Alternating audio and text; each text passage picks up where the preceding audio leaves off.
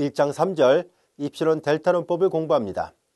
이 입시론 델타논법은 특히 연세대학교를 지원하려는 학생들은 반드시 잘 학습해둘 필요가 있는 그런 절입니다. 왜냐하면 연세대학교 시험 문제에서는 거의 매년 시험 문제 중에 한 문제가 이 입시론 델타논법을 이용해서 함수의 극한이 성립함을 증명하라, 이런 문제가 시험에 출제되고 있습니다. 그래서 연세대학교를 지원하려는 학생들은요, 각별히 신경 써서 잘 학습을 해두시기 바라고요. 연대를 제외한 나머지 대학은 지금까지 서강대학교에서 한 문제, 그리고 국민대학교 수학과하고 나노전자물리학과에서 한 문제 등 이렇게 딱 2번밖에는 출제되지 않았습니다.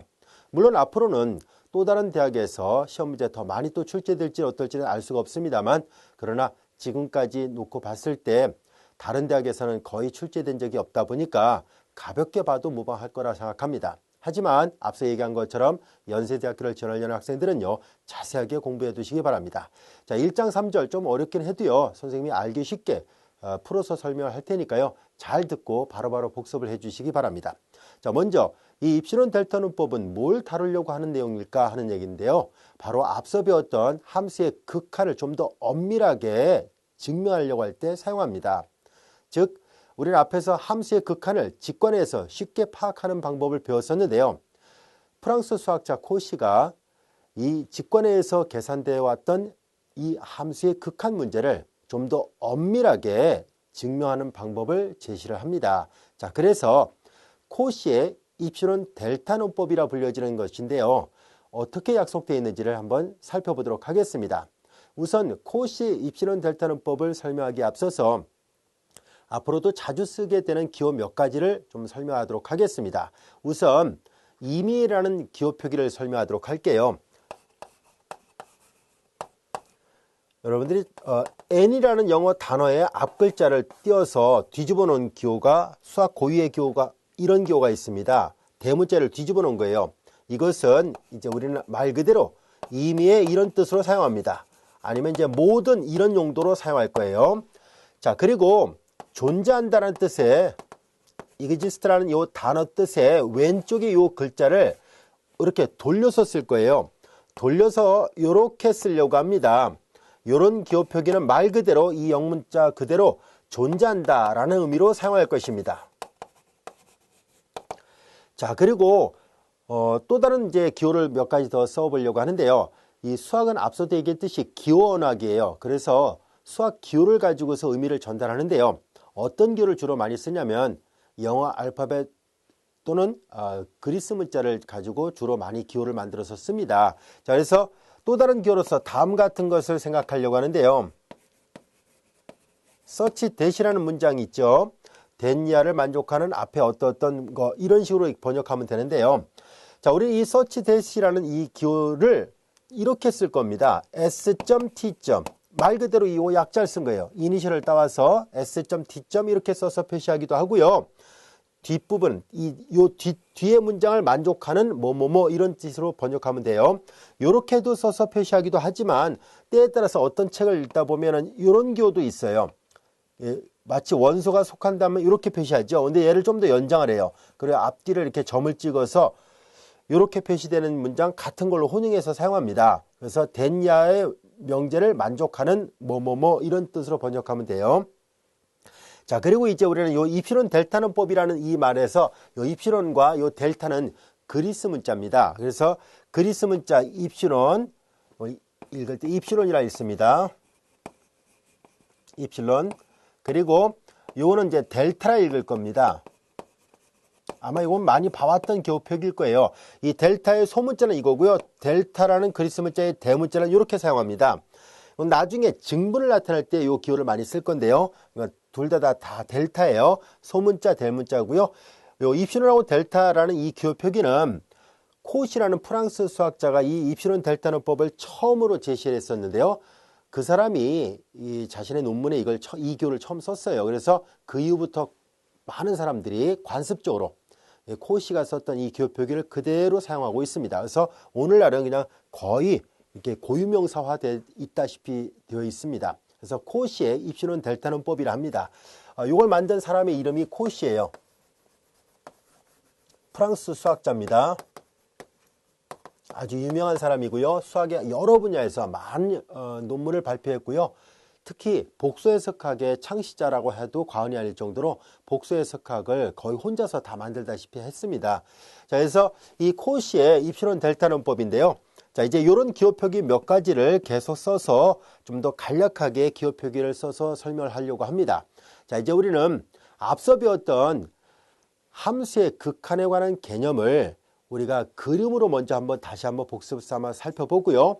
앞전에 배웠던 기호표기를 쓴 다음에 지금 이 절에서 공부하려는 입실론 델타의 기호표기를 써서 서로 비교를 해보도록 하겠습니다. 우선은 함수의 그래프를 먼저 그려보도록 할까요? 자, 예를 들어서 어떤 그래프가 다루기 좋게 완만하게 되어 있는 어떤 그래프를 하나 생각해 볼까요? 값하는 것부터 먼저 해볼까요? 그냥 예를 든 것 뿐이에요. y는 이퀄 2x라는 그래프. 자, 이런 거 하고, 그 다음에 y 이퀄 x라는 거, 그리고 y는 이퀄 2분의 x, 이렇게 세 가지를 서로 구별해 보려고 해요. 자, 우선 y 이퀄 2x든 x든 y 이퀄 2분의 x든 간에 우리는 앞서 배웠던 극한에 관한 개념은 직관으로 쉽게 이해할 수 있는 그런 개념이었었죠. 예를 들어서 x가 1일 때, 1이 여기쯤에 있더라 보면, 자, 이럴 때 1에 우리는 앞에서 배웠었습니다. 우극한과 좌극한이라는 용어를 배운 적이 있었죠. 1의 우극한, 그러면 당연히 이 함수가 이렇게 약속되어 있으니까 오른쪽으로 접근해 온다면 이 직선을 따라서 이렇게 내려오겠죠. 그 다음에 마찬가지로 1의 좌극한을 계산하게 되면 이렇게 표시했다면 당연히 이 각각의 요 1보다 작은 점에서 정의된 함수값들의 변화를 살펴보면 이렇게 접근해 가죠. 그리고 x가 1에 한없이 가까워진다는 이 말 뜻은 1은 아니지만 1에 한없이 가까워진다는 얘기잖아요. 자, 그래서 우리가 앞에서 배웠던 기호표기 방법대로 한다면은 x가 이렇게 1에 한없이 가까워지면 이 y 어디로 갈 것인가 하는 얘기입니다. 근데 여기서 1에 한없이 가까워지면 이거 2x로 되어 있으니까 우리는 직관적으로 쉽게 2에 가까워지겠구나 라는 것을 금방 잘 알 수 있었습니다. 자, 그래서 x가 1에 가까워지면 y는 2에 가까워지는구나 하는 것을 알 수 있고요. 그리고 이 기호표기 안에는 이미 앞에서도 여러 번 강조했었죠. x가 1에 한없이 가까워질 뿐이지 1은 아니다라는 뜻이 내포되어 있다라고 얘기를 했었고, 또 한 가지는 우극한과 좌극한이 같아야 된다는 것을 의미하고 있었다라고 얘기를 했었습니다. 자, 그래서 x가 1이 아니라도 돼요. 즉 1에서 함수가 정의돼도 되지만 극한 자체를 말할 때는 이 한 점에서 함수가 정의 안 돼 있어도 상관이 없다는 뜻이에요. 즉 요 점에서 함수가 정의 안 돼 있으면 보통 그림으로 시각적으로 표현할 때 구멍을 뻥 뚫어 놓거든요. 이렇게 정의가 안 돼 있어도 무방합니다. 극한을 정의할 때는 이 말 뜻 때문에 x가 1에 가까워질 뿐이지 1은 아니거든요. 이해됐죠? 그래서 자, 이렇게 정의가 안 돼 있다 할지라도 전혀 상관이 없다는 것을 알 수 있습니다. 자, 이제 우리는 그러면은 그림상으로 대략적 보면은 이렇게 접근할 때 이렇게 가니까 대략 2에 가까워지는구나 라는 것을 알 수 있었죠. 그래서 위에서 이렇게 내려오고 밑에서 이렇게 올라가는 것을 Y축에다 표시할 수 있었습니다. 이미 앞 시간에도 이런 표현 방법을 다 설명을 했었습니다. 그리고 이런 표현 방법은 이렇게도 표현할 수 있지만 앞서 얘기했던 방법대로 본다면 리미트 x가 1에 가까워질 때 함수 fx가 2x죠. y 대신에 그냥 2x를 쓰겠습니다. 이것이 2다. 이런 기호로도 표시를 할 수 있었습니다. 자, 그래서 우리는 이렇게 시각적으로 봤을 때 극한은 직관적으로 금방 이해할 수 있었다는 것을 앞에 1장 1절에서 배웠었죠. 그리고 1장 2절에서 배웠던 극한이 갖고 있는 여러 가지 성질을 배웠던 이유는 모든 함수의 그래프를 쉽게 다 그릴 수 있는 것은 아니잖아요. 그래서 그림으로 그릴 수만 있다면 직관적으로 금방 극한을 구할 수 있지만 그래프를 항상 쉽게 기억할 수 있거나 또는 그릴 수 있는 것이 아니다 보니까 그래서 여러 가지 성질을 이용해서 극한 문제를 해결해 왔었습니다. 그래서 우리는 지금 입실론 델타론법은요, 일단 이해를 돕기 위해서 이렇게 시각적으로 그림을 그려놓은 거랑 비교해 가면서 설명하도록 하겠습니다. 자, 이제 우리는 코시의 입실론 델타론법, 코시가 주장했던 좀 더 엄밀한 의미의 입실론 델타론법을 통한 극한의 정의는 어떻게 되어 있는지를 살펴보도록 하겠습니다. 자, 여기 보면 이 정의는 그 문장을 쭉 풀어서 설명한 건데요. 이 문장을 간결하게 수학기호를 써서 표시하면 다음같이 나타낼 수 있습니다. 여러분들 어떻게 책 여백에다 이렇게 적어보세요. 자주 쓰는 기호표기 중에 하나거든요. 자, 이제 코시의 입실론 델타론법의 수학적 정의는 다음과 같습니다. 대문자 1을 뒤집어 놓으면 앞서 얘기했었죠. 임의의 모든 이런 뜻으로 사용합니다. 요거는 입실론이라는 기호를 쓴다라고 얘기를 썼으니까 이 기호표기는 임의의 양수 입신론에 대하여 라는 뜻이 내포되어 있어요. 여기 보다시피 임의의 양수 입신론에 대하여 라는 표현이 이제 요 기호로 간략하게 표현할 수 있고요. 그 다음에 여기는 이제 존재한다는 얘기잖아요. 자, 여기에 보면 적당한 양수가 존재하여라는 이 표현을 다음같이 써서 표시하도록 하겠습니다. 델타, 양수 델타가 존재한다는 것을 이제 요 기호를 사용할 거예요. 이그지스트를 이렇게 돌려서 쓴 수학 기호예요. 그리고 그리스 문자 델타, 이것이 양수라고 얘기를 했었으니까 적당한 양수 델타가 존재하여 이거인 모든 x에 대하여 얘가 항상 만족되어야 된다. 즉 p면 q이다가 만족되어야 된다는 얘기예요. 그래서 무엇을 만족하는 이런 표현을 쓰려고 해요. 자, 그래서 s.t. 이렇게 쓸 것이고요. 그 다음에 이제 여기 보세요. 이거 되는 모든 x에 대해서, 요 안에 있는 모든 x에 대해서 이것이 성립해야 된다는 얘기니까 기호를 간략하게 쓴다면은 x-a가, 요거는 강조하기 위해서 선생님이 다른 색깔로 표시할게요. 0보다 크다란 말이 꼭 들어가야 돼요. 그리고 여기가 델타, 그리고 우리는 앞에서 기초수학 파트 1의 논리와 명제 편에서 화살표가 두 줄 그어진 거는 조건문이 참일 때 사용한다라고 얘기를 했었어요. 그래서 조건을 두 개를 붙였다는 얘기, 이게 성립한다, 참여해야 된다는 것을 말해줍니다. 그리고 이렇게 되는 것을 만족해야 돼요. fx-l의 크기가 입실론보다 작아지는, 자, 이게 바로 코시의 입실론 델타는법에 대한 극한에 대한 정의입니다. 즉 글은 하나도 안 쓰고 수학 고유의 기호만 갖고 표시하면 이렇게 나타낼 수 있습니다. 그래서 연세대학교 만약에 그 수학시험에서 입실론 델타는법을 이용해서 증명하려면 이렇게 표시하면 됩니다. 이걸 이제 알아보기 쉽게 글로 풀어서 쓴 게 이 정의예요. 그래서 이렇게 글로 써도 됩니다. 만약에 이 기호가 좀 낯설다 싶으면 여기 있는 정의처럼 한글을 이렇게 중간중간에 그 첨가를 해가지고 매끄럽게 문장을 풀어서 써서 표시해도 무방합니다. 즉 이 기호 표기가 바로 다음 같은 기호 표기와 동치예요. 리미트 x가 a로 갈 때 함수 fx의 극한이 l이다라는 말과 동치가 됩니다 라는 뜻이에요. 그래서 이렇게 되는 것이 여기 보다시피 이거와 똑같은 기호 표기가 됩니다 라는 뜻이에요. 자, 이것이 바로 코시가 주장했던 입실론 델타는법입니다. 자, 그러면 이 코시가 주장했던 입실론 델타는법이 어떤 의미가 있는지 또 어떻게 활용하자는 뜻인지를 한번 좀 더 자세하게 이 그림 세 가지를 갖고 설명을 하도록 하겠습니다. 우선 얘를 이해하려면요, 먼저 이 절대값을 푸는 방법부터 이해를 해둬야 되는데요. 여러분들이 이미 잘 알다시피 여기다 써볼게요. A의 절대값이 B보다 작다라는 말의 뜻은 앞전에도 설명한 적이 있었죠. A가 마이너스 B하고 플러스 B 사이에 있다는 말과 동치예요. 자, 그래서 우리는 이 조건을 잘 보세요. 이걸 A라 보면 A의 절대값이 B 대신에 델타 온 거예요. 이게 이거보다 작다는 얘기는 이 값이 x-a가 x-a의 크기가 여기 0보다 크다는 걸 좀 이따 설명할게요. 이 말의 의미는 결과적으로 x-a가 마이너스 델타하고 플러스 델타 사이에 있다는 뜻이에요. 아시겠죠? 그리고 양변에 a를 더해버리면 x의 범위는 양변에 a를 더하니까 a 마이너스 델타보다 크고 a 플러스 델타보다 작다 이 말이거든요. 그런데 여기에 보면은 0보다 크다는 말이 들어있어요. 0보다 크다는 얘기를 왜 써놨고 또 왜 이렇게 강조하기 위해서 빨간색으로 표시했냐면 일반적으로 절대값은요 항상 0보다 크 나왔잖아요. 그런데 0은 아니라는 것을 강조하려고 했던 거예요. 0이 아니라는 것을 강조하려다 보니까 0보다 크다라고 표현한 거죠. 그래서 일반적으로 절대값은 항상 양수이면에 0보다 크 나왔으니까 당연히 0보다 큰 경우 나올 수 있고 0도 나올 수 있는데 이 빨간색으로 표시했다 이거는 0은 아닙니다 라는 뜻을 강조하려고 한 거예요. 그래서 얘가 0이 되는 값은 x가 a일 때인데요. 절대 x는 a가 아니란 얘기예요. 그 말은 곧 무슨 말이냐면 이 안에 들어있습니다. 여기 보세요. x가 a에 한없이 가까워진다는 말은 뭐예요? x가 a에 가까워질 뿐이지 a는 아니라고 얘기를 했었잖아요. 이 화살표로 썼던 기호를 코실은 이런 기호를 써서 좀 더 명확하게 설명을 하려고 했던 거예요. 이해됐죠? x가 a에 한없이 가까워질 뿐이지 a는 아니니까 x가 a가 아니구나 라는 것을 이 말의 의미로부터 알 수 있습니다. 이해되셨죠? 그래서 이 앞에 문장을 보아도 알 수 있듯이 x = a를 제외한 이라고 표현한 거예요. a가 아니기 때문이에요. 아시겠죠? 자, 그래서 우리는 요 표현을 더 추가를 해버리면 어떻게 이걸 바꿔야 되냐면 x는 a가 아니다. 그래서 이 조건이 있어야 돼요. 옆에. 이걸 풀어서 쓰면 이 조건이 더 덧붙여져야 됩니다. 그래서 왼쪽에 이 기호 표기를 풀어서 쓴 것이 바로 이거예요.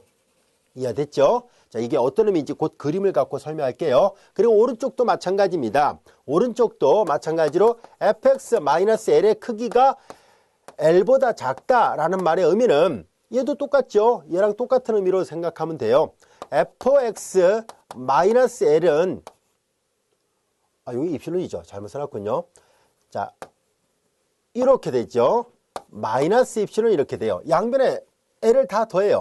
그러면 주어진 식은 fx, 여기는 l 플러스 입실론, 여기는 뭐예요? l 마이너스 입실론 이렇게 돼요. 여기까지가 됐죠? 자, 여기 노트 써놨던 걸 지울게요. 이 기호표기 여러분들 다 적어놨죠? 이건 모든 수학책에서 공통으로 사용하는 고유의 기호표기예요. 선생님만 쓴 게 아니라 모든 수학책을 읽다 보면 이런 식으로 많이 표시가 되어 있으니까 알아두면 편리합니다. 자, 그리고 여기 보다시피 우리는 요 기호표기와 그리고 요 기호표기를 각각 풀어서 써본 것이 이렇게 되어 있어요. 자, 이제 P이면 Q이다가 참이 됐다는 얘기예요. 근데 여기 잘 보면은 이 초록색으로 밑줄 쳐놓은 부분은 X의 범위를 강조하고 있군요. 그리고 파란색으로 밑줄 쳐놓은 부분은 바로 fx의 범위를 강조하고 있다는 것을 알 수 있습니다. 자, 이제 우리는 여기 잘 보면 여기가 x고 여기가 fx, y = fx라고 본다면 결과적으로 초록색으로 표시했던 건 여기 어딘가를 나타내려고 하고 파란색으로 표시한 건 여기 어디를 나타내려고 하는구나 라는 것을 알 수 있습니다. 이해되셨죠? 자, 그래서 잠시 이 각각의 예문에다가 적용할 생각입니다만 일단 기본적으로 초록색 부분과 파란색 부분을 대표적으로 이렇게 그림을 그려서 설명하려고 해요. 여기가 x고 여기가 fx였다고 봤을 때요. 그리고 하나의 곡선 아무나 써볼게요. y = fx 이렇게 있을 때 그리고 여기가 a였더라 보겠습니다. 이 초록색 부분, 즉 이 부분이 의미하는 바를 그림으로 형상화시켜 보려고 합니다. 시각적으로 좀 더 명확하게 설명해 보려고 하는데요. 바로 다음 같은 문제입니다. 자, 이제 a를 중심으로 해서 좌우에 자, 이제 보세요. a가 정 가운데 있었다고 봤을 때 a-델타하고 a+델타라는 얘기는 무슨 말이냐면은 요만큼이 델타 구간이라고 볼게요. 요만큼이 델타 구간이에요. 그러면 요점의 좌표가 바로 a-델타 되고 요점의 좌표가 a+델타 이렇게 돼요. 그런데 x는 a가 아니다라고 얘기를 했었으니까 요점은 빠져야 된다는 뜻이에요. 그러니까 이 초록색으로 밑줄처럼 부분이 의미하는 바는 바로 왼쪽 끝점은 a-델타, 오른쪽 끝점은 a+델타, 등호가 안 들어가니까 양 끝점 안 들어갑니다. 그래서 요 사이하고 가운데가 비어 있어요. 요 a가 비어 있습니다. 요 빗금친 영역 안에 있는 모든 x들, 이 안에 있는 모든 x들이 이 x들에 대한 상을 계산합니다. 그게 fx가 되겠죠. 물론 x가 여기 있다면 그 점에 대한 상은 여기 있겠죠. 즉 fx가 결과적으로 요 하얀색 사선을 빗금친 영역 안에 있는 점들이 다 x가 취할 수 있는 값이라 보면 그들에 대한 상이에요. 자, 이때 여기 파란색을 써보려고 해요. fx가 취할 수 있는 값의 범위인데요. 파란색을 잘 보면 l을 중심으로 해서 마이너스 입실론 플러스 입실론 이렇게 되어 있어요. 자, 그러면 여기 어딘가에 a에 대한 함수값이 아닐지라도 돼요. a에서의 함수값이 아닐지라도 여기가 l이었더라 보겠습니다. l이 이 y축상에 있다고 본다면은 요게 바로 이제 극한값에 해당되는 거예요. 극한값. 자, 이제 요 x = a는 이제 정의역 안에 있고요. 자, 이제 요렇게 l이 y축상에 있을 때 l을 중심으로 해서 위아래다가 입실론만큼을 간격을 측정할 거예요. 요 간격을 입실론이라 하자는 얘기예요. 이해됐습니까? 자, 그런데 P면 Q이다가 성립해야 된다는 얘기인데요. 수학적 명제에서 어떤 P면 Q이다가 P면 소문자예요. P면 Q이다가 이것이 참이 될 때, 이게 참이 될 때 두 줄 그어서 표시합니다. 그럼 P라는 명제를 만족하는 진리집합을 대문자 P, Q라는 명제를 만족하는 진리집합을 대문자 Q라 한다면 이 명제가 항상 참이 된다면은 P를 만족하는 집합은 Q를 만족하는 집합이 부분집합이 되는 거와 동치입니다. 자, 그래서 이거를 결과적으로 집합으로 얘기하면 이런 말이에요. P면 Q이다가 참이 돼야 된다는 얘기는 무슨 말일까 하고 봤더니 바로 요 빗금친 영역 안에 있는 모든 x들에 대한 상이 바로 그 상이 fx잖아요. 이 빗금친 영역 안에 있는 모든 x들에 대한 상이 바로 fx인데 이 fx가 L-Y보다 여기 점의 위치를 표시해 볼까요? 이 아래 끝점은 바로 L-Y이 되죠. 그리고 위의 끝점은 바로 L 플러스 이프실론이 돼요. 그래서 L-Y 여기보다는 크고 요거보다는 작아야 돼요. 그 사이 안에 있어야 된다는 얘기예요. L-Y과 L 플러스 이프실론 사이 안에 들어있어야 됩니다 라는 얘기예요. 즉 그러면은 그림상으로 형상화시키면 이런 말이 되겠죠. 자, 이제 왼쪽 끝점 A-델타의 상을 그냥 이렇게 그려볼게요. 그리고 오른쪽 끝점, 오른쪽 끝에 A 더하기 델타를 이제 주황색으로 이렇게 그려볼게요. 그들이 이렇게 돼 있을 때 요 안에 들어와야 된다는 얘기예요. 보세요. 일부러 그림은 입실론을 좀 넓게 잡았죠. L을 중심으로 해서 그 폭이 똑같은 입실론 구간을 잡았을 때 위쪽 L을 중심으로 해서 위쪽은 L 더하기 입실론, 아래쪽은 L-입실론이에요. 그래서 요 입실론 파란색 구간 안으로 이 보라색 왼쪽 끝점의 값과 주황색 오른쪽 끝점의 값이 쏙 들어와야 돼요. 그런데 이게 잘 보세요. 먼저 입실론을 선택합니다. 입실론을 임의로 선택을 해요. 즉 다시 말해서 입실론 구간을 먼저 선택한 다음에 이 안에 쏙 들어오는 델타 구간이 존재하겠는가 그 말이에요. 입실론이 임의로 선택했으니까 이 그림선은 일부러 크게 넓게 잡은 거예요. 근데 입실론이 임의로 잡혔으니까 입실론을 자꾸 줄여보려고 해요. 입실론을 자꾸 줄여요. 더 줄이면 이 델타가 가만히 있어서는 안 되겠죠. 왜냐하면 델타 구간은 이 편에서 얘를 델타 구간, 얘를 입실론 구간이라 할 텐데요. 델타 구간 안에 있는 모든 점에서의 함수값은 당연히 입실론 구간 안에 쏙 들어와야 돼요. 왜냐하면 P면 Q에다가 성립해야 되기 때문입니다. 자, 그래서 얘를 줄이면 당연히 어떻게 되겠어요? 델타도 줄어들어야 돼요. 왜냐하면 이 델타는 존재 정리예요. 어떤 값입니까 하면 그게 아니라 그 값을 딱 하나를 정하려는 게 아니라 양수인 델타가 있기만 하면 돼요. 다시 말해서 100만 분의 1 또는 1억 분의 1 또는 1천만 분의 1 아무나 선택해도 상관없습니다. 문제만 성립하게만 하면은 이 델타의 종류는 어떤 값을 선택하든 간에 상관이 없어요. 그래서 말 그대로 존재한다는 것만 보이면 되거든요. 그래서 입실론을 10분의 1로 줄이고 100분의 1로 줄이고 1000분의 1로 줄일 때마다 델타도 덩달아서 같이 줄어들겠죠. 이 델타도 덩달아서 같이 줄어들어요. 그래서 얘를 촘촘하게 아주 L에 가까워지게끔, 즉 입실론을 0에 가까워지게끔 해버릴 거예요. 0은 아니죠. 0보다 크지만 0에 가까워지게끔 100만 분의 1, 1000만 분의 1 이렇게 자꾸 줄어들면은 이 가운데 L을 향해서 자꾸 가까워지겠죠? 그러면 덩달아서 어떻게 돼요? 델타도 줄어들어야 돼요. 그래야만 이 안에 있는 값이 여기로 쏙 들어가니까요. 그래서 델타도 자꾸 줄어들어요. 자, 얘를 줄이니까 어떻게 돼요? 얘도 줄어들죠. 코시의 생각은 바로 이겁니다. 얘를 줄이니까 얘도 줄어들 거 아니냐, 이런 논리예요. 그러면 그 말을 바꿔서 얘기하면 마치 이 구간 안에 있는 모든 x들이 A라는 한 점에서 압축되듯이 한 점에 가까워질 것이라는 얘기예요. 즉 여기를 줄여버리니까 얘가 줄어든다는 얘기예요. P면 Q다가 돼야 되니까 결국은 자연스럽게 이 델타 구간 안에 있는 모든 x들이 점차 A에 가까워지게 되면은 덩달아서 입실론 구간 안에 있는 많은 점들이 점차 L에 가까워지게 됩니다는 얘기예요. 그래서 임의 양수 입실론에 대해서 P면 Q에다가 성립하는 델타를 선택할 수만 있다면 그러면 극한이 존재한다는 것을 말할 수 있다. 이런 논리가 바로 코시의 입실론 델타 논법이에요. 이해됐나요? 알고 보면 코시의 생각 우리 모두가 다 쉽게 이해할 수 있습니다. 그래서 단지 우리가 직관에서 파악할 수 있었던 부분을 좀 더 명료하게 수학적으로 논리적 근거를 제시해가면서 이렇게 따져서 확인해 본다는 것, 그게 약간 좀 낯설긴 하지만 그래도 잘 들여다보면 쉽게 이해할 수 있는 그런 성질입니다.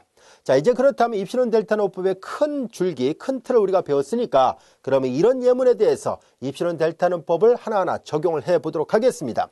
자, 이제 우리는 입실론 값은 임의대로 선택하는 거니까 우리가 한번 다음과 같이 해볼게요.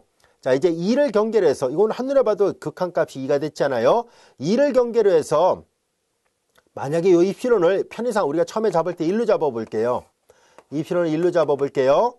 근데 이렇게 고정되어 있는 건 아니에요. 사실은 임의로 잡았으니까 자꾸 줄이려는 게 목적이지만 이해를 돕기 위해서 1로 잡았다라고 가정하겠습니다. 그럼 2에서 1 빼니까 여기가 1이죠. 2에서 1 더하니까 여기가 3이 됐죠. 자, 그러면 여기다 수평띠를 이렇게 그어 볼게요. 자, 이렇게 수평띠를 그었을 때 이 예문에서 입실론을 1로 잡아버리면 델타는 얼마로 선택해야 될까 하는 문제입니다. 델타를 보세요. 자, 일단 역상을 구하듯이 이렇게 수평선이 이렇게 있을 때, 자, 여기 왼쪽 끝점 보라색, 오른쪽 끝점 그 주황색으로 했었잖아요. 자, 그럼 한번 해볼까요? 요점에, 일단, 요점의 역상을 생각합니다.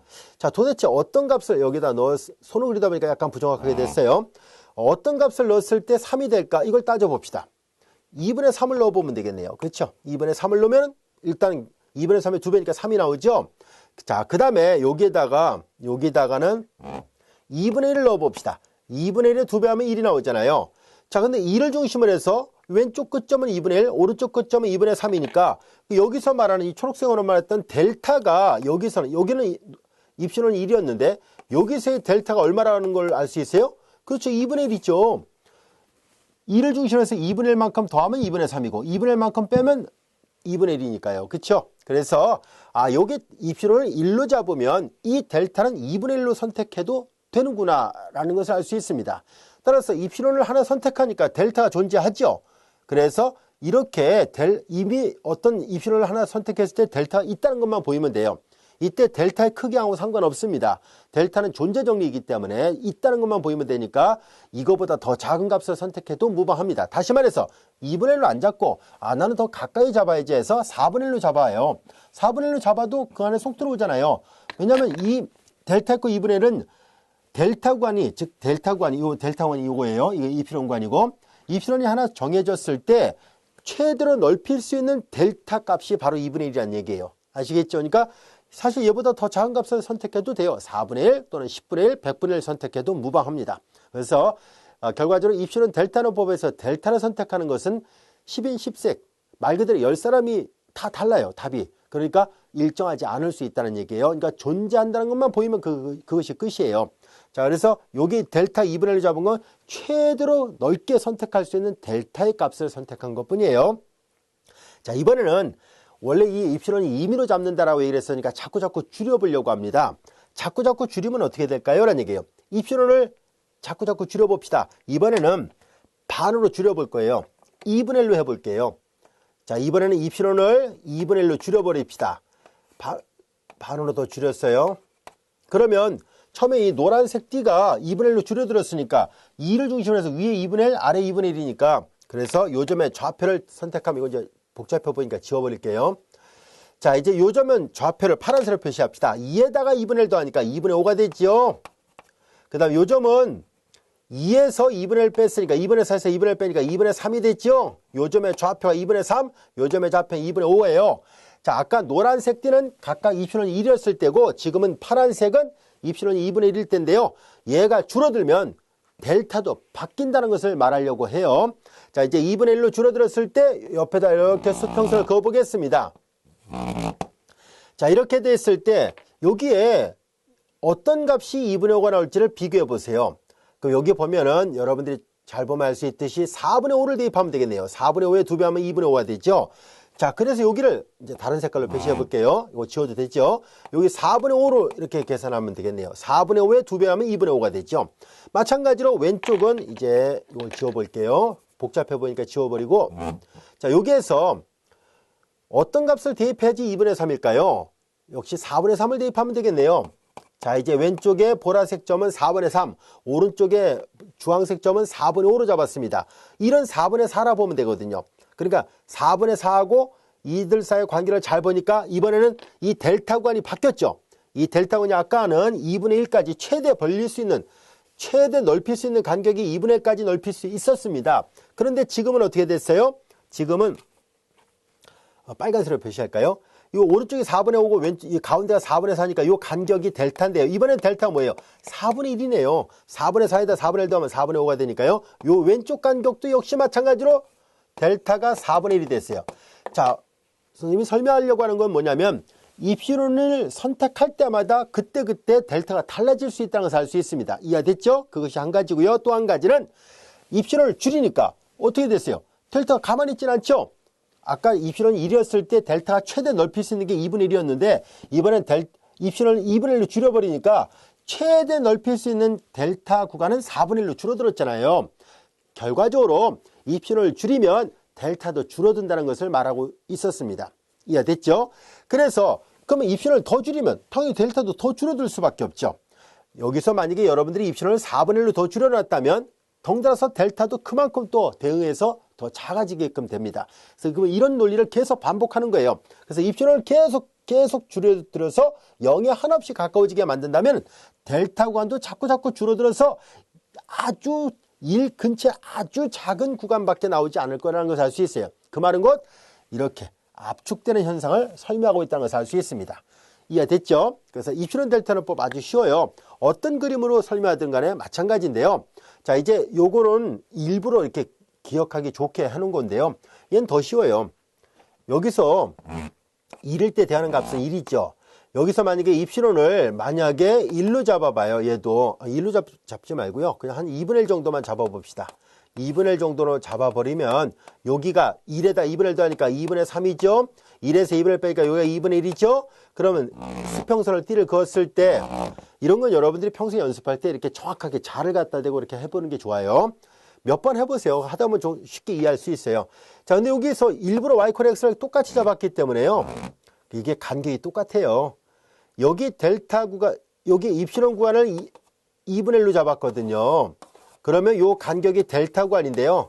똑같거든요. 2분의 1 때 함수값이 2분의 1이잖아요. 그러니까 여기도 2분의 1, 여기 1에다 2분의 1 더하니까 2분의 3이에요. 그러니까 요 델타 구간이 2분의 1이라서 입실론 구간하고 델타 구간을 똑같이 잡으면 돼요. 이런 경우는. 그래서 입실론을 줄이면 당연히 얘도 줄어들죠. 입실론이 10분의 1로 줄면 델타도 10분의 1로 줄어듭니다. 그래서 이렇게 이런 식으로 함수에 따라서 우리가 쉽게 직선 같은 경우는 정말 쉽게 이해할 수 있거든요. 이 경우는 이때 많은 학생들이 그럼 입실론 값보다 델타 값이 더 작아야 되겠다라고 생각하는 학생들이 많은데 그렇지는 않습니다. 대응한다는 것만 얘기한 것 뿐이지 델타의 수치가 입실론보다 항상 작아야 된다 그 말 아니에요.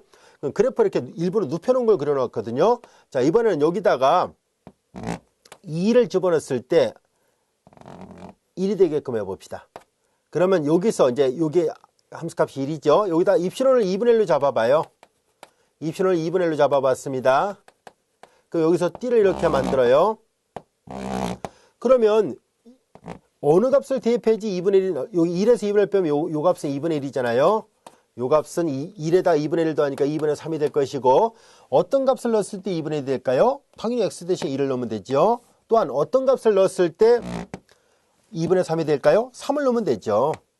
3을 넣으면 2분의 3이 나오잖아요. 그래서 요 간격, 입실론 구간은 2분의 1이지만 델타 구간은 얼마만큼 돼요? 1이잖아요. 그래서 이거는 함수에 따라 달라지는 거지 무조건 입실론보다 델타 작다 그 말은 아닙니다. 단지 어떤 그림이든 간에 말하고 싶었던 요지는 입실론이 하나 정해지기만 하면 그에 대응하는 델타를 선택할 수 있다는 것, 그리고 이 델타 값은 결코 유일하지 않다는 것. 여기 그렸던 이 그림들은 전부 다 최대한 벌릴 수 있는 한 최대한 벌린 걸 말하는 거예요. 아시겠죠? 그래서 결과적으로 이 숫자보다 더 작은 델타 구간을 잡아도 무방합니다. 여기 지금 2분의 1이잖아요. 나는 싫어 4분의 1로 잡을 거야. 뭐 이렇게 잡아도 돼요. 어차피 요 안에 쏙 들어오기만 하면 되거든요. 쏙 들어오잖아요. 그림사로. 어떤 사람은 델타는 4분의 1로 잡는 사람이 있을 것이고 어떤 사람은 2분의 1로 잡는 사람도 있을 것이고 또 어떤 사람은 나는 그럼 아예 10분의 1로 잡을래. 그래서 더 작게 잡을 수도 있어요. 상관없습니다. 이 안에 쏙 들어오기만 하면 되거든요. 자, 그래서 이제 이 입실론 델타는 법은 이 델타는 존재한다는 것만 보이기만 하면 충분하겠구나라는 것을 알 수 있습니다. 자, 충분히 이해됐나요? 자, 그러면 간단한 예제를 통해서 하나하나 살펴보도록 하겠습니다.